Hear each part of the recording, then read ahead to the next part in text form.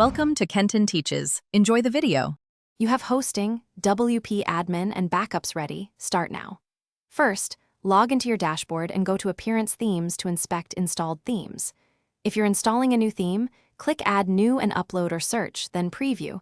This shows structure and widget areas. Once done, activate only after previewing to avoid downtime. Make sure your backup runs before activation so you can revert quickly if layout or plugin conflicts appear. Now customize the theme to match your brand. You'll use the customizer to set site identity, colors, fonts, and header layout. These propagate across pages, so adjust them thoughtfully.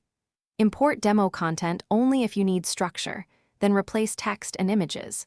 Configure menus and widget areas and test responsive views for mobile and tablet. Once you set the static homepage and assign menus, save and publish. Make sure to check permalinks and clear caches to view changes immediately. Finish by verifying functionality. Submit a contact form, test e-commerce checkout, and scan for broken links and speed issues. If layout or feature errors appear, deactivate recently added plugins and recheck. If problems persist, switch temporarily to a default theme to isolate whether the theme causes conflicts. Check PHP error logs and browser console for clues. If necessary, restore your backup, then apply fixes on a staging site. One key tip: clear all caches and CDN after changes so you view the latest site.